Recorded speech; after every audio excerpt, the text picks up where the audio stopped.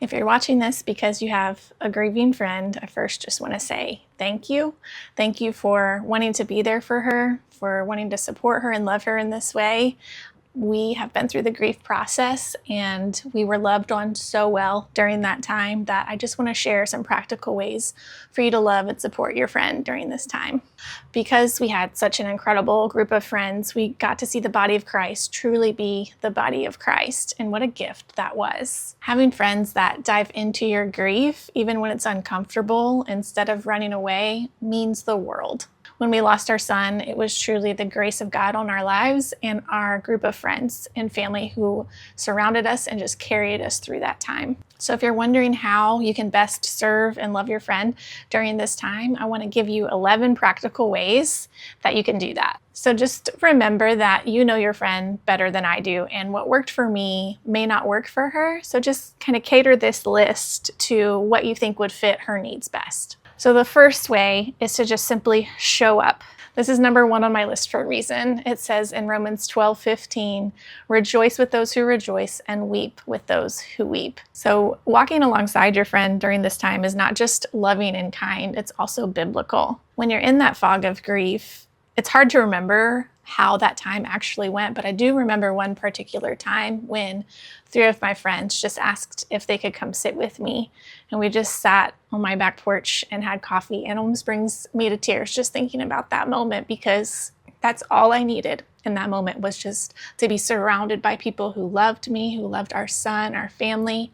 They just truly made me feel like I wasn't alone in this. Even though they couldn't quite understand fully what I was going through, they showed up and they were just there to listen, which was such a gift. Another way of showing up, especially if you don't live close, is just to check in every now and then, to send a text, or if they're up for a phone call, just to reach out. So if you have a grieving friend and you're within proximity to her, just show up. Just be there with her, be a listening ear, and it will truly mean so much. Number 2 is to offer help with choices. Making decisions can be so overwhelming, especially in those beginning seasons of grief. And your friend may not know how to answer the question, how are you? Or what do you need? Although those are sweet, thoughtful questions to ask, it's so hard from the grieving side to know how to answer those. But she most likely could answer the question, hey, would you like Chick-fil-A or pizza tonight? We can drop it off at 5:30.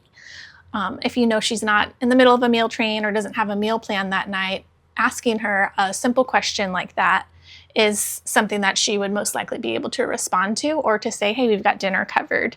But giving those simple choices when someone's grieving is such a blessing to take the weight off of trying to answer the question of how are you or what do you need. Grief can take you over to where even those small tasks, those small decisions feel impossible. And it was hard for me to tell someone what I needed because all I was thinking about was how much I needed my son. Grieving or not, we do need to eat. And offering help with choices made all the difference for me. So here are a few example questions you could ask. You could just say, can I watch the kids for you Wednesday or Thursday afternoon so you can have some alone time? You could simply say, hey, I'm going to Starbucks or driving through the coffee shop. I can swing by and drop it off if it's a good time. Would you like something hot or iced? If your friend has lost a child and they have other children, a really needed help is help with the other children. And in a way, having other children during that time was a good, healthy distraction from my grief because it kept me going. I couldn't just sink in as much as I felt like doing because there's other little people to take care of. But if your friend is grieving, maybe not even the loss of another child, but just grieving in general, and she has little kids, like it's such a blessing to offer to help with them. So you could simply say, hey, we'd love to help you with the kids this week so you and your husband can have some time together. Would Thursday or Friday evening work best? That's like the winning ticket for grieving people, so that we don't have to mull over all these different things. It's just like a yes or no, this day or this day, and that's a much easier thing to answer. And so offering all these things is going to be a blessing, but just remember, like in number 1, that your presence, offering to be there, is going to mean more than anything else. Number 3 is to ask her about her grief journey. When someone is grieving, every day can be drastically different. You don't really know what to expect. I can remember having good days and thinking that I was kind of past it or past those really hard days. And then I'd have a day where I just fell right back into it. And they say that grief is not a linear thing. It's like a roller coaster. One day we could feel totally fine and the next we're not fine. And so just checking in every now and then, even if you think she's doing okay, is going to be a really big blessing to her. A friend of mine would frequently just text, "How has your grief been today?" And that felt a lot less overwhelming to me than like, "How are you doing?" Or even saying like, "How is your grief?" But her saying, "How is your grief today?" made me like laser focused on, I know how my grief is today. I didn't have to go through all these hoops to figure out how am I actually doing, but it was like, today is a hard day, or today I'm feeling really good. It was just, I felt invited to be able to open up about how I was actually doing that day. And it's a very simple question. It's not going to feel super complicated. And sometimes your friend answer may be, "I don't really know how I am." Sometimes that weight and fog of grief can be so overwhelming that you can't even answer a simple question like that. And so I think just letting her know that you're there when she's ready to talk about it would mean a lot too. All right, number 4, probably the most practical, is to bring a meal or a gift card. I think we can all agree that meal trains are such a gift. And one of my friends set one up for us, and the only decision we had to make was when the meals could start. I think meal trains are just a really good way to simplify things for your friend, and taking the weight off of decisions about what they're going to eat that night is going to bless them immensely. And I know it did for us. I mean, I can't even remember how many weeks we had meals sent, but I just remember feeling so incredibly grateful at that time. And there were little things that mattered too. The meal itself was enough, but people would bring plastic silverware and paper plates, so we didn't have to even worry about dishes. They would throw in little things for my girls, little gummy packs or like an activity pad, like small, but so thoughtful. And it just made us feel so loved during that time. Another idea, if you're not able to be there in proximity to them, is to send a DoorDash gift card or some meal delivery service. We had a number of people send us gift cards, and it was such a blessing. Whether you send a meal or a gift card, just know that it will be appreciated. All right, number 5 is to offer help if your friend is planning a funeral. We did a celebration of life for my son about 2 weeks after he had passed, and it's an overwhelming process to go through. So just offering to be there with her to help her make decisions or even set up or whatever that looks like, just being a tangible help during that time. We had the celebration of life at our church, and they went above and beyond helping us plan that, and it made it such a smooth process for me and my husband. You could offer to watch her other children while she plans, or offer to just sit with her while she's planning everything out. You could offer suggestions or ideas that you may have. One of my friends shared with me about a butterfly release, and I loved that, and we ended up doing that. You could ask about the day of the service. Would you like some alone time afterward, or do you want us to come sit with you? And just offering to be what she needs in that time. Your grieving friend may not need a lot of extra help, but just offering and asking will mean a lot to her. Number 6 is financial support. Now, this will depend a lot on your grieving friend's situation, but I am forever grateful for the financial support that we received during that time. It allowed my husband to be off for a month after we lost our son, and I just can't imagine that month without him there. He just really held us together as a family, and I'm so grateful that he was there with us for that long of a time. Another way that we were financially supported was through counseling. My friends offered to pay for me to go to counseling once a week. I remember them being so encouraging to me. I can't emphasize enough finding a good certified biblical counselor for your friend while she grieves. So I would just suggest evaluating where your friend is financially and talking to them about that and seeing how you can help. A big help is just offering to set up an avenue for people to give, like GoFundMe, or I believe there's like a Caring Bridge. All right, number 7 is acts of service. So after losing their loved one, your friend may not have the capacity to just do the normal daily tasks. I remember when we got our son's diagnosis, I was around 20 weeks pregnant, and I just remember feeling like we were just living in this state of overwhelm. But during that time, we had so many friends and family just show up for us and offer to serve us. They would come over, they would cook for us, do our dishes, play with our kids, and so many other amazing things. And while it's hard, and I never wanted to be on the receiving end of this, I'm just so grateful for the love that people poured out on us. Number 8 is just to pray for your friend. I'm so thankful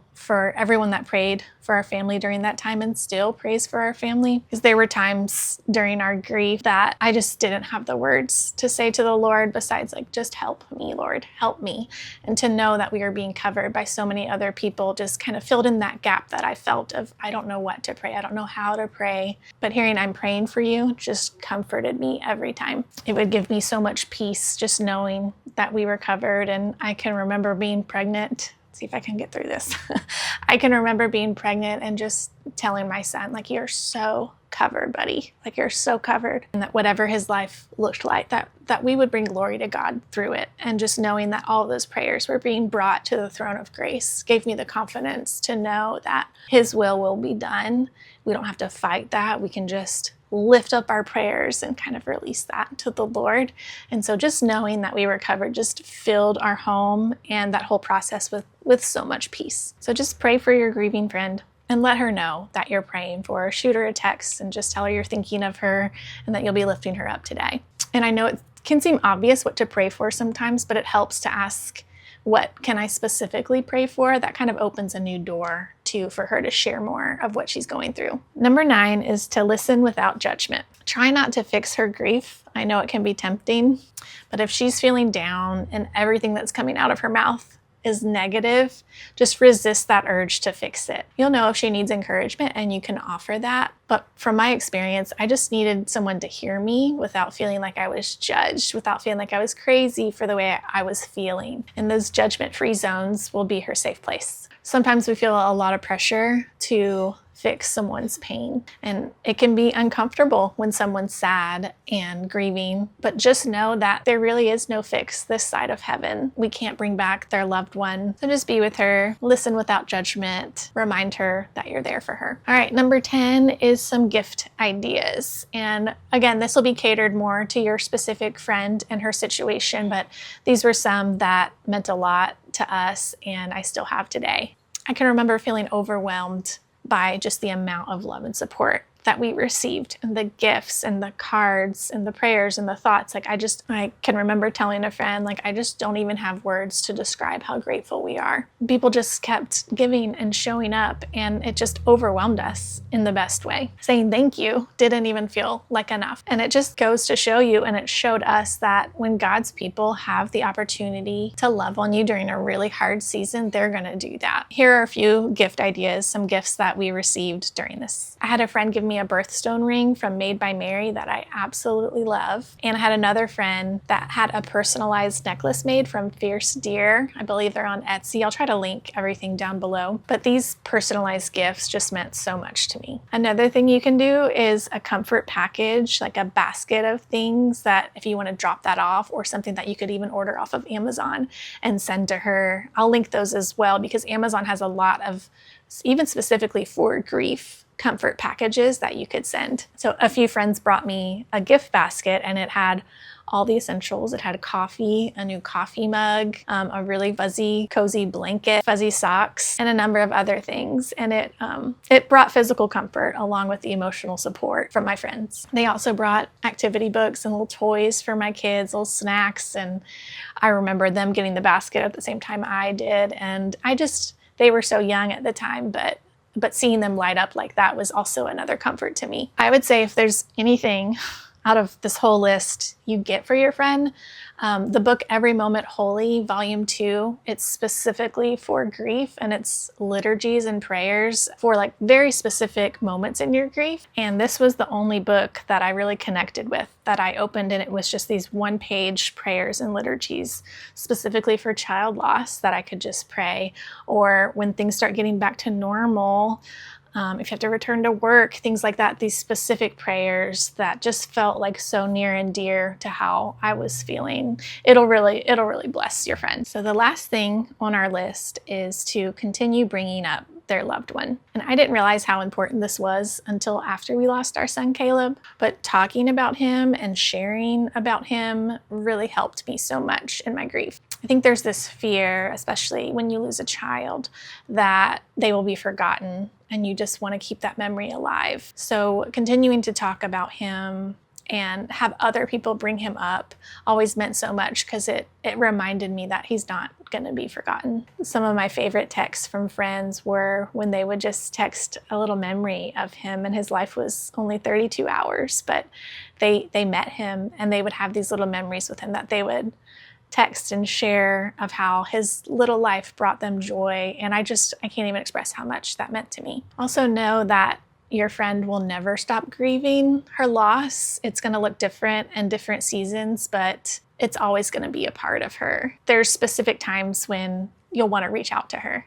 There's important dates. It can be that person's birthday, anniversary of their death. It could be a number of dates that can trigger grief in the hardest way possible. I remember it was like a month after we lost our son, and I was having a good day, and I thought, okay, like I think I'm past a lot of this like deep grief. And it was a month after he was born, so it was the next 25th. And I just remember that day, I just felt this huge weight of grief, and it felt heavy, and it could be discouraging too, to think that you're never going to move past it, but to think that you're moving forward and to go back. It is really hard. And so I think checking in on those dates, it's different for everyone, but I think checking in on those dates is a good way just to let her know that, hey, I know this day may be hard, and I'm here for you if you want to talk. So those are my 11 tips for how to love and care for your friend while she's grieving. But I just want to conclude by saying just to be there for her during this time. The love and support that we received is something I'll never forget. But the ones that always come to mind that I think of during that time are the ones that just showed up,